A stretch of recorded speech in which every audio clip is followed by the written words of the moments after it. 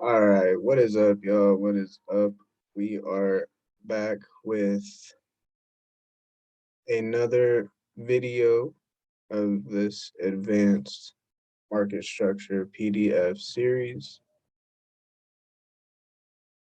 Wow, the wind is really crazy right now outside. Wow, my windows are like shaking.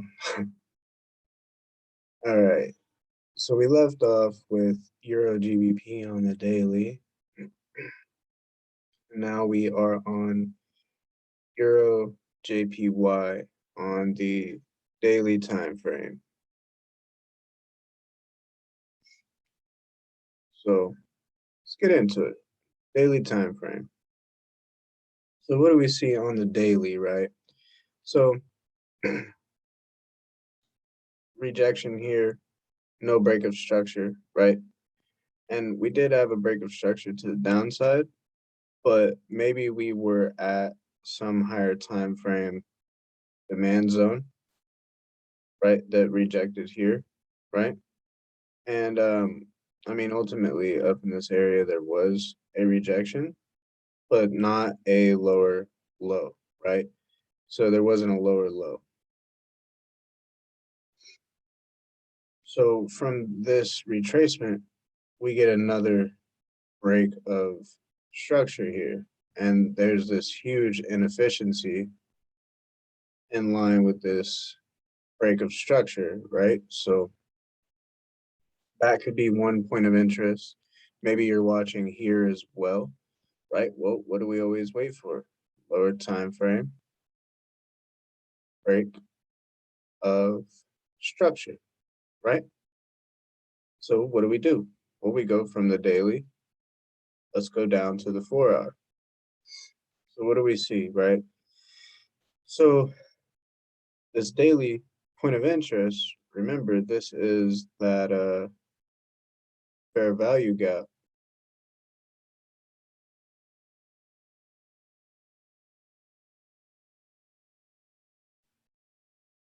This is that fair value gap. And here's what we see, right? So we get one rejection here to push up, and it doesn't break any structure, right? We get a retracement, and here's our rejection from the daily point of interest that gives us a break of structure. You can read that, right? So this rejection here gives us a higher high. Sorry, bad writing. Gives us a higher high. So just like the setup on the daily, there was a fair value gap and inefficiency. Well, just like on the 4 hour break of structure, there's another inefficiency play as well. So this could have been your entry on the 4 hour. And then even after this, look, after this rejection here, look, we get a break of structure to the upside again, down to this area. You could have been buying again. And look, this rejection gives you a break of structure here. You could have been buying again, right? Very simple, bullish order flow, uptrend behavior, right? Buys, buys, buys. Very simple, right? So next example. Next example, we got Euro JPY on the 15-minute time frame. So every example, guys, every example, we have a break of structure, right? So huge break of structure to the upside, right? Price has a retracement back into this, what we would say would be a demand zone, right? This bullish order block, whatever you want to call it, right? So we look at this area, we look at the retracement into that 15-minute point of interest. on the lower time frame. So I know that 15-minute time frame isn't technically a high time frame, but if we find a setup on the 15-minute and go down to the 5-minute, well, technically this is the higher time frame, right? The 15-minute is the higher time frame. So what do we see on the lower time frame here, right? Now this one is very nitpicky, but we have these demand levels here after this strong impulse to the upside, right? So what do we see? So the market breaks structure to the downside and starts respecting bearish order flow until we reach this area here, right? So bearish order flow is being respected until a high gets broken, right?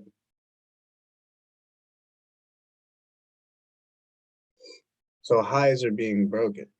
But where's this entry here, right? Well, during this little minor break of structure, right, there's an inefficiency on the 5-minute time frame, right? So this little retracement could have been your entry. But say you missed that, right? Well, here's another break of structure. There's an entry. Here's a break of structure. Here's an entry. Here's a break of structure. Price didn't reach it. Here's a break of structure. Here's an entry, right? Right? And so on. So when your higher time frame is bullish and you get a lower time frame break of structure to the upside from a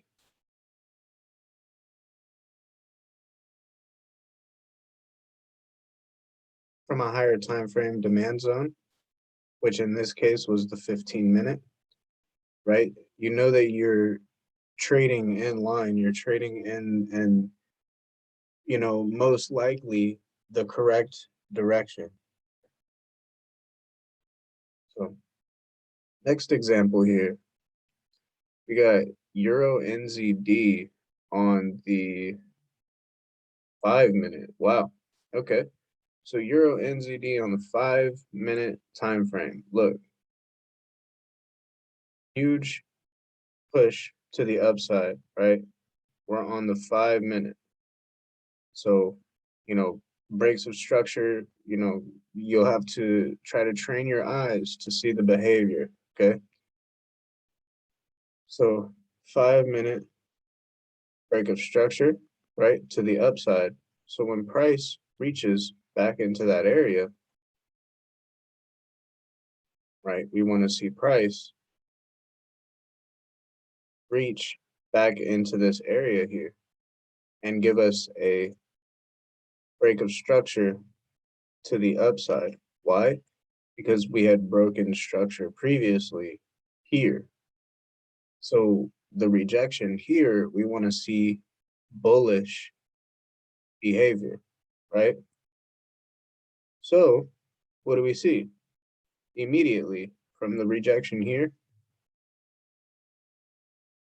immediately from the rejection here, we see an impulse to the upside breaking structure, right? And you get a little retracement, and there's your entry with a 2-pip drawdown. So if you're scared to have a 2-pip drawdown on your trades, I think you should probably work on your psychology, right? Because you should not be having large stop losses. And if your trades are correct, you should not be having a lot of drawdown on the 1-minute time frame or anything lower than like the 30 or 15-minute, I would say. But yeah, So 46 pips with a 2 pip drawdown, that's insane risk to reward, right? So next example here. So this is going to be a quick example, and it's probably the only range trade example in this PDF. But right here we have Euro NZD on the 4-hour in a range, right? And we can see lows and highs and lows and highs, right, being created all around in the same area, right? But there's no direction. There's no uptrend. There's no downtrend. So how can we trade in a range to be profitable, right? Can we trade in a range to be profitable? Well, let's go down. So 4-hour again. What could we find? Well, it always matters if there's a break of structure or not, right? So you see in this area here, right, we have a high and then a low, right? And also keep this low in mind as well, because we're still in this range. So we didn't get a new high and we didn't get a low lower than this, right? So where did we get a new high from? Right here, right? These highs here. Excuse me. So we have that last down candle that gave us, well, that gave us a break of structure. So where do we look, right? When price retraces back into that demand zone, right? And remember, we're in a range here. So we have demand zone down here and supply zone, right? We're not in any trend. So we're not really looking for only supply or only demand zones, which is why trading in a range can be so confusing for people.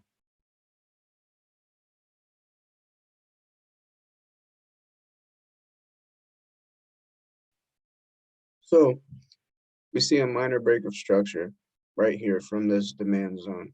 So we go to a lower time frame in this area as price retraces, right? And what do we see, right? Well, here's that 4-hour point of interest, okay? So we get a rejection, and I mean, you could have entered here. It doesn't matter. But look, we get a rejection ultimately from this area here, and we finally get a break of structure, right? And then we get even another break of structure. So from this low here to this high that broke this structure, now we can find a setup. So look, I'll delete that so you can see it better because it's really choppy. What pair is this? Euro NZD. Super choppy. So initial rejection from the 4-hour point of interest, break of structure, and another break of structure. So where's our last down candle that gave us that break of structure, right? Where's that last down area? Right here. Well, if we place a fib from that low to that high that gave us this retracement, of course, we notice that this candle lines up right on that 72 fib level. So that ultimately would be where our entry would be from that 4-hour point of interest inside this range. So our entry would probably be somewhere like here. But yeah, so that's gonna be it. This video, this video. I will catch you guys in the next one. All right, peace out.